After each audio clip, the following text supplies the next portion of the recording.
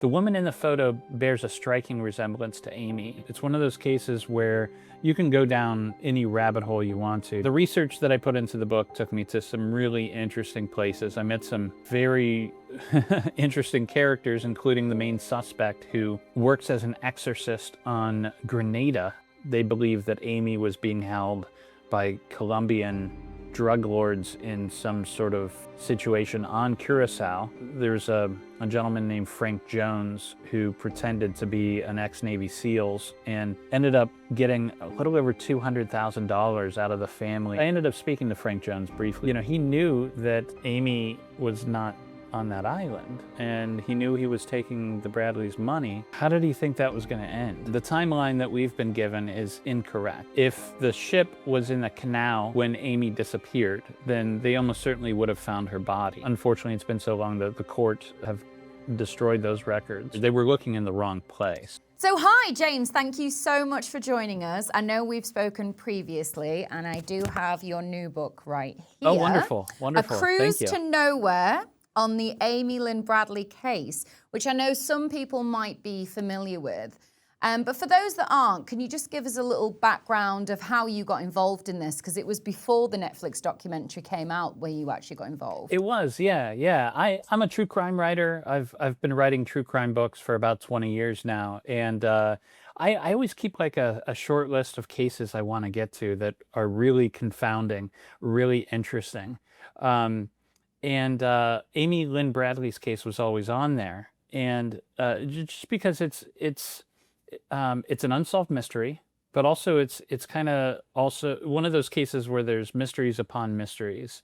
So the general idea is that this 23-year-old young woman, Amy Bradley, went on a cruise with her family in March of 1998 aboard the Royal Caribbean ship Rhapsody of the Seas. And on that cruise, she disappeared. She was last seen on the balcony of the room that she shared with her parents and her brother. And they had gone as like a family trip. She was last seen on the balcony about 4:30, and then she vanishes. So it's one of those cases where you can go down any rabbit hole you want to. Did she jump? You know, was she pushed? Is this foul play? Did she walk off the ship in Curacao and start a new life? Was she kidnapped and trafficked into the sex trade industry in the Caribbean islands? I mean, there's so many theories with this one, but yeah, so I reached out to the Bradley family early on, and Iva, Amy's mother, was very appreciative of the interest, and I ended up interviewing the family and meeting with them at their house. And during the course of my interviews and research, some of Amy's friends came back to me and they're like, "Hey, are you a part of this documentary that's filming?" And that's how I came to learn that there was this documentary being filmed for Netflix. And we kind of overlapped reporting. And eventually I did end up speaking to the producers. We both, at around the same time, made this discovery, which is that that Amy was gay, and that this had been kept quiet over the years since her disappearance. And so we discussed about how to bring that up with the family. And actually, I had an interview with them first, and so I had to broach the subject. And the relationship with the family took a drastic turn after that. They you know, they still to this day do not refer to Amy as the way she identified, which is gay, lesbian, queer. They call her bi because she had had some boyfriends. And if you speak to her friends, though, she was kind of using those as like a lavender relationship, or like a beard, I think she called it at the time. So it's disappointing, but the research that I put into the book took me to some really interesting places. I met some very interesting characters, including the main suspect who works as an exorcist on Grenada. Yes, we're definitely going to get into him because obviously I did see that in the documentary as well. So So when the documentary was being made, what was your first theory about what happened in those, just going back in those early days? What was your first theory of what happened to her? Yeah, early on, I saw this picture of this escort who went by the name of Jazz, and it was this picture that went up on an escort site tied to a brothel in Margarita Island, which is part of Venezuela. It's not too far from Curacao, but you've probably seen this picture, and it does. The woman in the photo bears a striking resemblance to Amy, and so there was a time that I did believe that she could have been pulled into human trafficking in the Caribbean. But then I did my research and spoke to many people involved with human trafficking in the Caribbean, and read reports about human trafficking in the Caribbean, and it's just not possible. White women are not kidnapped and trafficked in the Caribbean for many reasons. First of all, prostitution is legal in Curacao and Margarita Island. You don't have to kidnap people to work there. And there are plenty of women of color from poor economies that will come in and work there. We're talking women out of Haiti or the Dominican Republic, Venezuela. So they have an endless stream of these women, and it is human trafficking. It's a form of slavery, but almost exclusively women of color. And to date, there's not a single confirmed incident of a white woman being kidnapped and trafficked in the Caribbean, let alone off a cruise ship full of thousands of other people. Because obviously the case exploded after the Netflix documentary came out, and obviously your book wasn't out yet then. We have heard recently, obviously, that the director, Ari Mark, revealed that the FBI has questioned 2 people of interest with alleged trafficking ties. They haven't given much more away about that. What do you think of that, having done what you said was, on the ground reporting, boots on the ground? You went to a lot of places, you'd interviewed people. What are your thoughts on that theory at the minute and the information that the FBI might have? I think Ari Mark is a very intelligent man. So I find it hard to believe that he actually believes that. But he's also a showman, in the vein of P.T. Barnum, and he knows that story is certainly sexier than what is likely to be true, which is that she went overboard on her own power. Yeah, I think it's silly. From what I understand, the FBI told, the Bradley family spoke out a little bit back in the spring, and the FBI told them at the time that they have no evidence that Amy ever left the balcony that night. And I think that's true. And my understanding is that, that's the way the FBI is treating this case, is until there's evidence showing that she left that balcony, then, the likely answer is the only way she could have left is over the side of the railing, unfortunately. And you'd mentioned before that you don't believe, to your knowledge, that you think that was suicide. Just talk us through what your theory is and what is in this book that would be new for people who watch the documentary. But things that would be new. I'll tell you one thing that's new in the book is there's a better timeline. The timeline that we've been given is incorrect, and I think designed for a specific purpose, which is if the ship was in the canal in Curacao when Amy disappeared, then they almost certainly would have found her body. So it lends credence to this idea that she was kidnapped and put into human trafficking. However, we're given this time of 5:30 as the last time that her father saw Amy. And I spoke to Amy's aunt, Mary Ann, who was the family spokesperson in the weeks directly after the disappearance. And she was the one that was taking down notes at that time about all the important facts, and then going out and sharing that with the media. And I believe she has the correct timeline, which is 4:30 being the last time she was seen. And that means the cruise ship was further out at sea. And if she went over at that time, it's very understandable that they never found a body, because it's the open ocean. You've got, sharks out there. They were looking in the wrong place. So that's part of the new information, is the new timeline. Something else that we weren't given, and this bothers me, just as a journalist, because I sat down with the Bradley family at their home and we went over this whole timeline.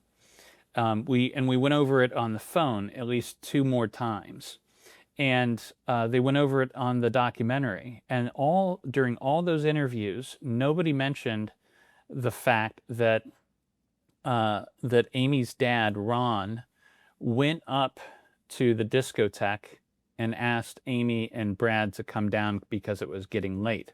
So we had always been told that that Amy and Brad were up there until about 3:30, and then they came down. And the last time that the parents saw them was hours earlier. Well, that's not true. The father saw her at like a little after 3 a.m. and then she comes down to the room. So I imagine that the father's maybe is still awake at that time. So that's a big piece of the puzzle that we hadn't gotten. And that's not to say that I think that the parents or any family member did anything nefarious. I don't think so. I think they're decent people. But I do think that they have decided not to share information that could be helpful in order to paint a specific narrative in this case. Right. And where did you get that specific piece of information that they went back up and asked them to come down? That's coming from Brad himself. Brad has been doing a number of interviews on TikTok, and it came up during, I believe, one of the live interviews, and it just kind of came out, and everybody's like, "Wait a second, what?" Because that's maybe something that would have been helpful, years ago. And it further, kind of, I know that they're very focused on this character, Alistair Douglas, aka Yellow, the guy who played bass in the ship's band, as being a suspect and being one of the last people to see Amy.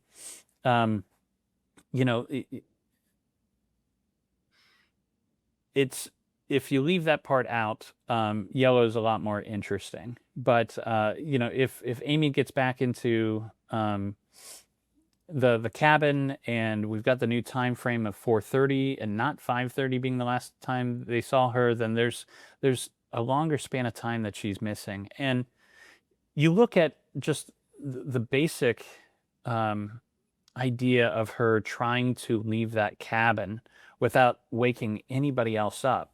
For those that don't know, just to explain as well, that they were all sharing who was in that cabin and who was sharing that cabin. Yeah. So you've got mom and dad in there, Iva and Ron Bradley, on the bed, and then there's a fold-out couch that Brad, who I believe was 21-ish at the time, shared with Amy, who was 23.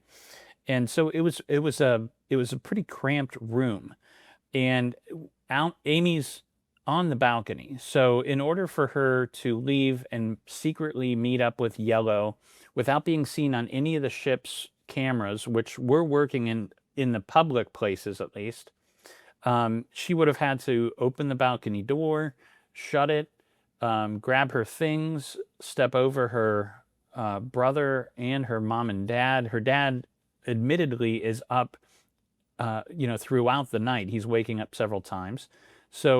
But somehow nobody hears her leave, and then she opens the door into the hallway.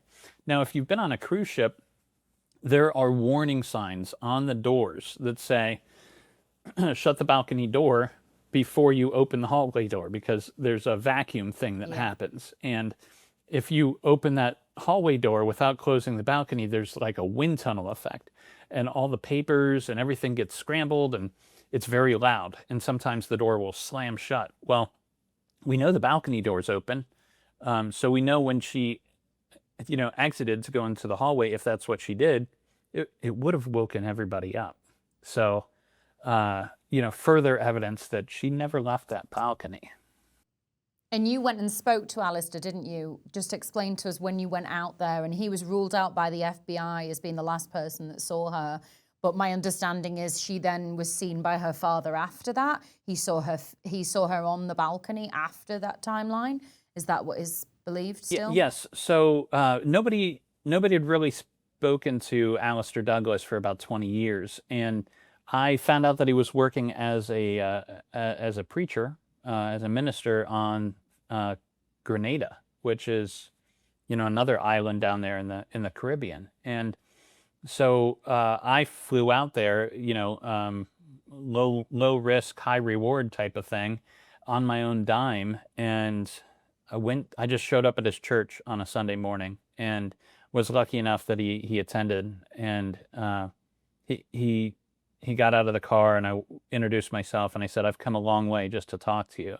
And he said, "I respect that." He said, "I'll talk to you after the service." And so I sat in and listened to his service, and that's when he's telling these stories about how he works as an exorcist on the island, and he, the night before, had gone to this woman's house, and there was a demon inside her, and she was vomiting black bile, and he banished the demon. I mean, wild stuff. I hadn't heard that before. And but at the same time, he was there with his beautiful wife, and he had a son, and he was very well regarded in that community. And it sounds a little weird, but Grenada has a long history of what's called obeah, which is almost sort of like voodoo. So they have this tradition of possession and demons and things like that. So it's kind of it's that, but wrapped up in Christianity. So you can kind of see how it fits with the island, even though it's weird to us. And his own daughter was in the Netflix documentary, wasn't she? And in the Netflix documentary, you're quite suspicious of him. That's the way it's kind of painted. Yeah. I mean, it's easy to target a guy. First of all, one of the few black men that were on that cruise. It's easy to target that guy because he's all the way in Grenada. And I went out there on my own and found him and talked to him. The documentary crew, I think, at least owed him that much, and he didn't get a chance to talk. Other than, I'm sure they left a voicemail for him or something. They called him, I think, on the phone. The daughter called him and basically confronted him, from what I remember. And he denied it. But it was, that was how they did it. But he's always denied it, and the FBI did rule him out, didn't they? I mean, I don't have that firsthand. That's coming from Alistair, Douglas himself. He says that the FBI visited him a few years ago, and he did another round of questions and tests, and was told that he was cleared. That's coming from him. It'd be nice if the FBI could verify whether they still consider him a suspect or not. I believe they don't. From the last time I worked on this, they hadn't. No. Do you think that the parents still think that he had something to do with it? I gotta be honest with you. I don't. Regardless of what they say in public, I don't know what they truly believe. I think there's a disconnect between what they truly believe and what they say among themselves and what's being said in public. I think it's very understandable that they want Amy to be alive, and that there any sort of hope, even if that means that she was trafficked into like the sex trade in the Caribbeans, would be better than the thought that she's dead and gone and lost forever. I know the brother has spoken out against Yellow on TikTok. Yellow went on to, he still worked on the cruises for a while after that. I've spoken to a number of other women that he had relationships with on these cruise ships, and he certainly had a reputation of being a ladies' man on that boat. But these women reached out to me because they're like, "Hey, I was alone with him, at St. Martin's or on Aruba, and he took me out to the secluded beach. And if he wanted to do anything terrible, or if he wanted to kidnap me, I was young and naive and alone with him, and it never happened." So, why Amy? Why that one time? It just doesn't make any sense. It doesn't but it sure makes for a good story. It sure gets people's attention, and it's sure good for ratings on Netflix. And so from when you wrote this book and then you saw the documentary come out and now this book is finally out, what is your theory of what happened to her? And are you even stronger in your belief that that happened to her? Yeah. So the more I learned about Amy, the more this idea began to kind of solidify around it. So what do we know about Amy? We know she was last seen on the balcony. That's as far as the facts of the case, we know for sure. But as a person, here's what I came to know about Amy. She loved risk taking behavior. She loved to have fun. She was with a woman named Molly, and this was going to be her partner, and they had been together for a while, and then they had broken up. But just before the cruise, Amy had written a letter to Molly and put it in a bottle, like you would throw out at sea. And in the letter, she talks about how much she still loves Molly and wants to get back together. And Molly agreed. They were going to get back together. So Amy on that cruise has a big decision to make. And it must have been very stressful because when she got back from that cruise, she had to decide whether she was going to live as her authentic self and risk upsetting her family, who were not supportive of these women, or would she just decide to wear that mask and date men in order to appease her family? There was a lot of turmoil wrapped up in that. And so I think all this stuff is going on in her mind. It's 3:30, 4:30 in the morning.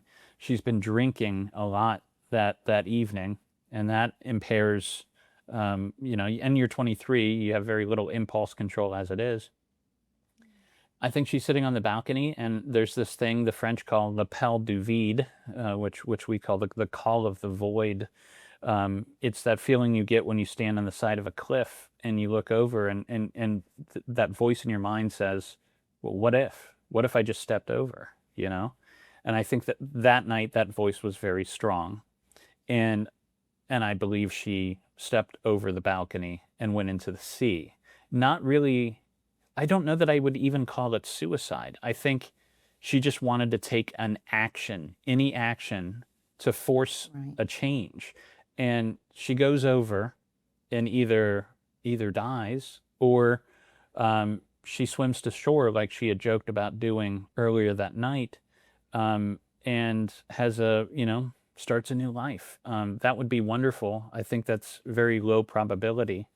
A statistic that I learned during my research into this case is that once you fall into the water from a cruise ship, once you go overboard, no matter if you do it yourself or you're pushed or whatever the circumstance, you only have a 25% chance of coming out of the water alive. Wow. So she's likely, she likely died that night. Yeah, it's so tragic. And obviously the parents and the family have spoken about what they believe happened to her and always hold out hope. What do they think of your theory? And obviously they've slammed you publicly, as I remember.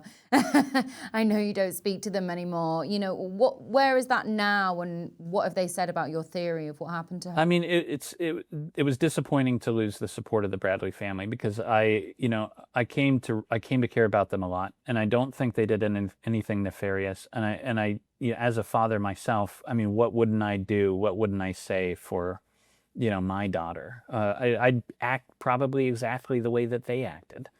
But it was still disappointing. When I went to the Bradley's house, Iva invited me in, and she took me by the arm and she said, the only people we bring into this house are people we love. And that meant a lot to me. And here, I think the important information should be about Amy, and we should really understand who she was.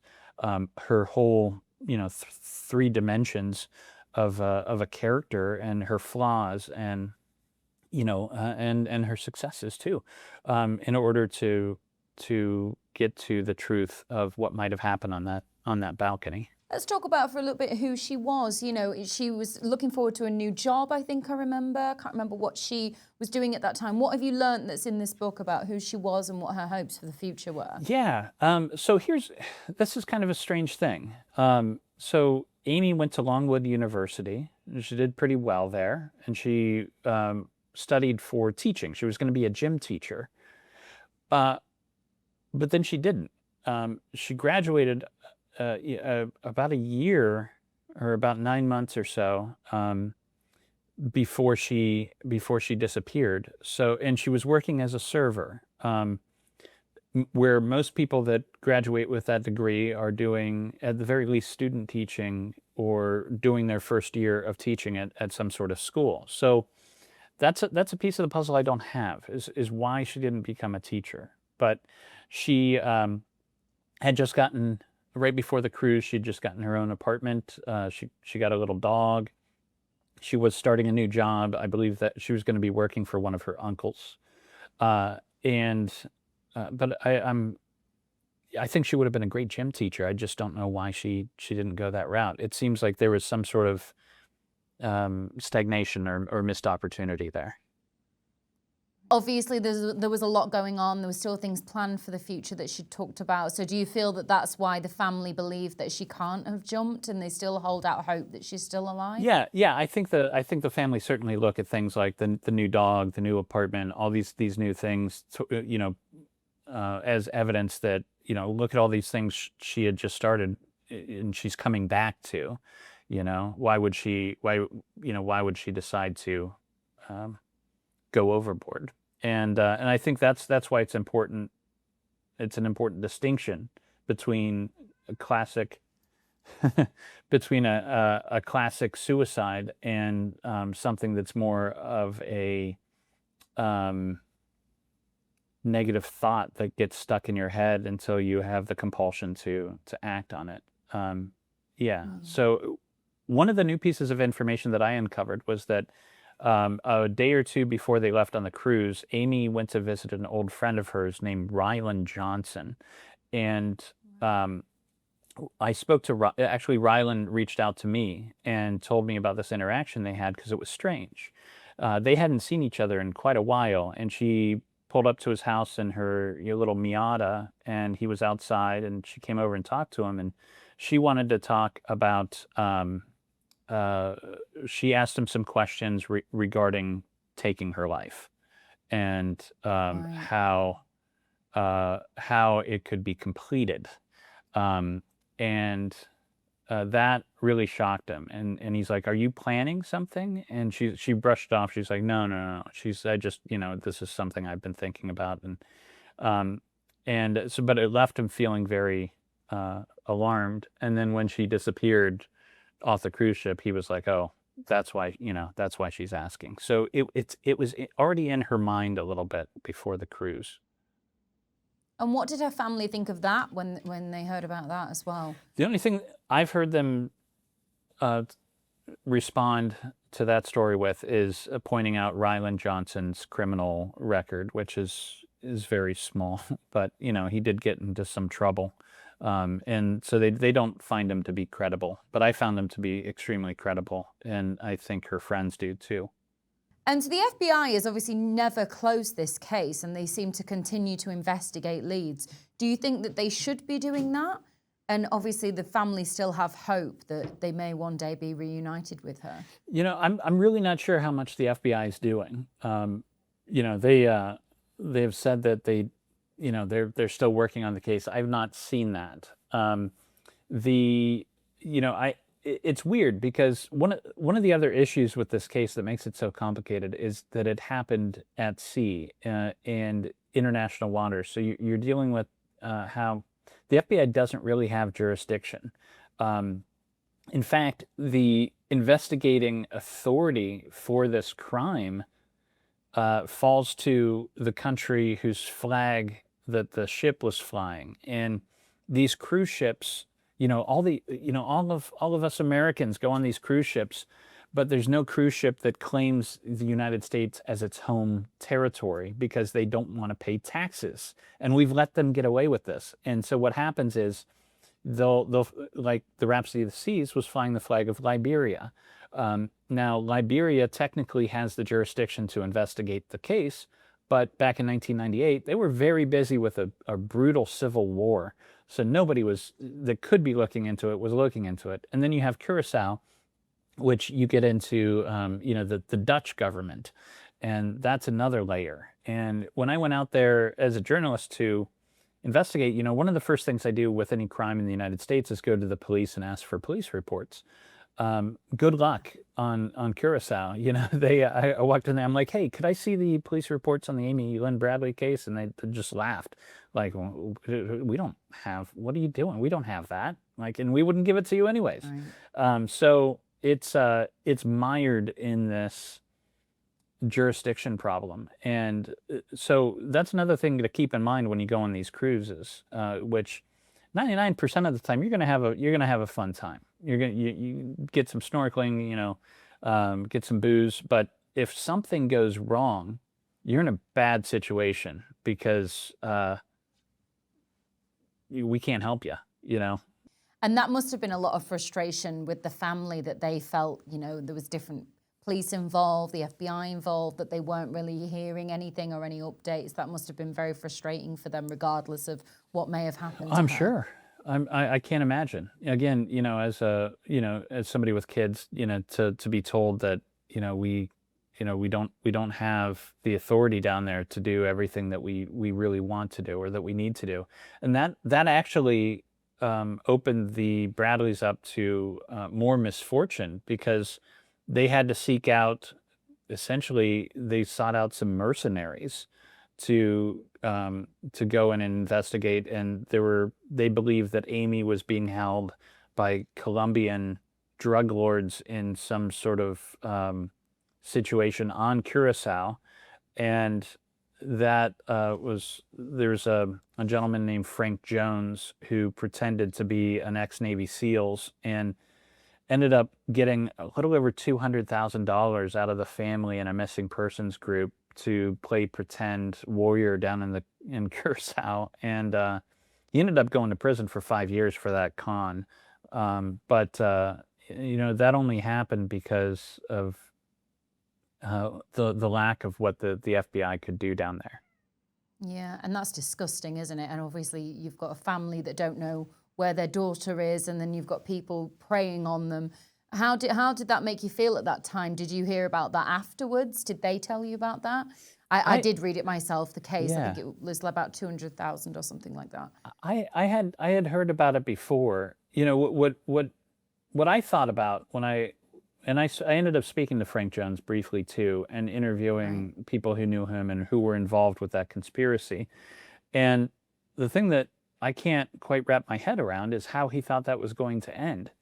He knew that Amy was not on that island, and he knew he was lying, and he knew he was taking the Bradleys' money. How did he think that was going to end?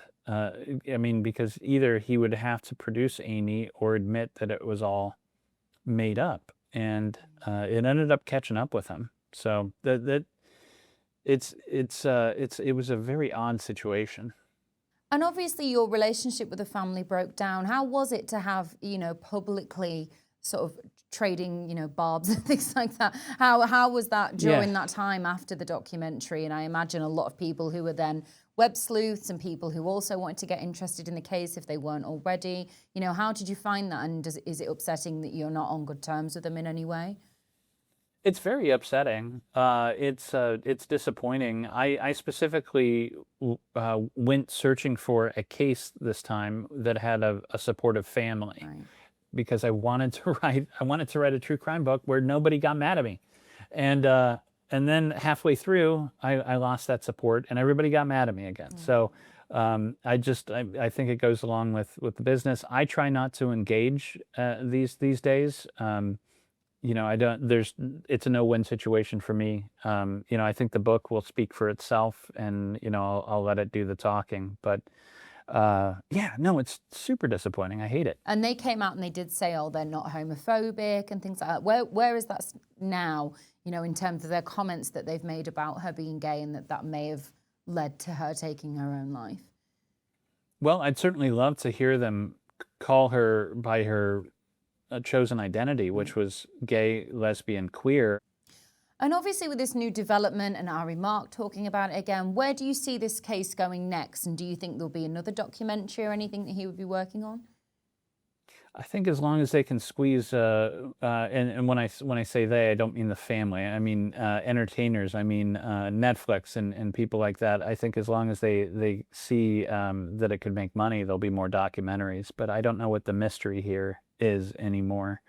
Yeah, to me, it's pretty obvious that she, like the FBI said and told the Bradleys, that she never came off that balcony, at least not through the door. So what else is there to do with the case? I think the only thing left really is to honor Amy's memory and truly, who she was and the complexity of that. Because there were just so many sightings as well, weren't there? You don't believe any of them are credible. Just talk through some of the sightings that there were while you were writing this book. Yeah, I did a lot of research into the sightings. I spoke to most of the witnesses that claimed to have seen her. The thing about sightings is, and there's a reason why eyewitness testimony is not taken that seriously in a court of law. Memory doesn't work like plugging in a DVD or rerunning a streaming clip on YouTube. Every time you access your memory, it alters it a little bit. It changes it a little bit, and the human mind is wired to form complete narratives. And I get into that in the book and explain it a little better. But all these sightings of Amy after the fact, where people said, "Oh, I saw her scuba diving in Curacao," or "I saw her at a hotel," these are coming from people who had that experience, probably a real experience with somebody on the beach, and then 8 months later see Amy's face on a documentary, and they're like, "Oh my gosh, that's Curacao. That's where I was when I saw that person. Oh, wait a second," and then their mind is like telling them that it was Amy when it was just some white woman with dark hair. The only witnesses that I found to be, I found all the witnesses to be credible, but the only witnesses I think legitimately saw Amy Bradley were these two young women who were partying with her that night, and at the discotheque. And they talk about seeing Amy go up to the disco with Yellow in the elevator, which is one of the things the family and everybody points to, and out of suspicion, that they were together. And I think they definitely saw them together, but I think their timing is off, just like our main timeline is off a little bit. And I did speak to both of the young women, and one of them said, she's like, "I can't be sure. It could be anywhere from 3:30 to 5:30 in the morning." So yeah, they saw her. I think they saw her before she went down to down to her family's room for the night. And obviously, having worked on this, and like you say, you've worked on a lot of cases, you've brought out different books. Are you glad that you took on this case? And is there anything you would have done differently? This is one of those books that, once I'm done with this book, there's always a moment where I'm like, that's it, never again, no more true crime. And I'm still at that stage with this one. So am I happy I wrote this book? I'm happy it's done. I think we get to see Amy in full Technicolor in the book, and the early reviews are certainly saying that. Thankfully, they're saying that you get a full, clear picture of who this person was. So if nothing else, I did that. But in hindsight, I probably would have picked another case if I knew it would have brought this much misery. And sadly, you know, is this something that you hope the family will read, you know, if they come across it, or would you even send them it? I don't know whether you just leave it for them to read. I'll leave it for them to read. I think there's a little bit of new info in there somewhere, and in the acknowledgments, they are the first people I thank. Yeah. And I certainly couldn't have done the book without their early involvement. Yeah, from So what I've read, you have yeah, spoken very highly of them from what I've read so far in here as well. So, yeah, yeah, I think definitely. they're good. I think they're good people. They had a really tragic thing that happened to them, and they're acting in ways that that I wouldn't act, but I'm not in that situation. And I've said if that had happened to my kid, everything the Bradleys did, I probably would have done too. Yeah. Is there anything you would like to say to them? I'd love to see the one piece of this that I don't have is there was a trial with Royal Caribbean a couple years after Amy went missing, and there are depositions in that Because case. they sued, that's And right, isn't it? And the judge yeah, threw it out from what I remember on here. Yeah, he dismissed it. I would love to see them make those depositions public because Right.